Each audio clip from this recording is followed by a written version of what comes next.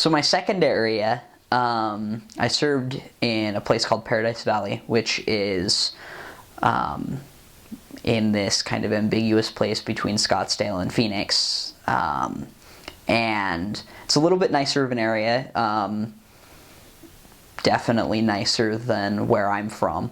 And so it was definitely a shock coming from a little bit more rural part of the state down to somewhere where most people are doctors and are very well off.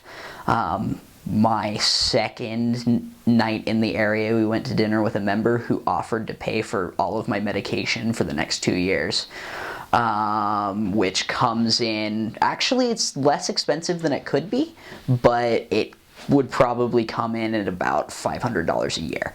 And so that was a little bit of a shock just to have members who were so willing to give financially. There was a rumor once in the neighboring stake that there was a missionary who went home with a car and like his college tuition paid for. So this is definitely the kind of environment that I was in. These members were just as busy.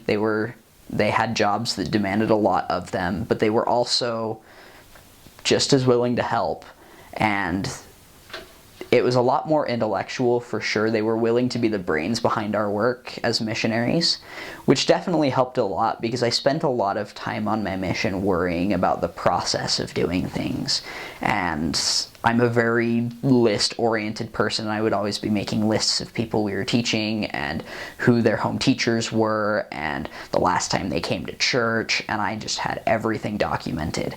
And when I came to Paradise Valley, I had to do that a little bit less because these people were a little bit more planning-minded.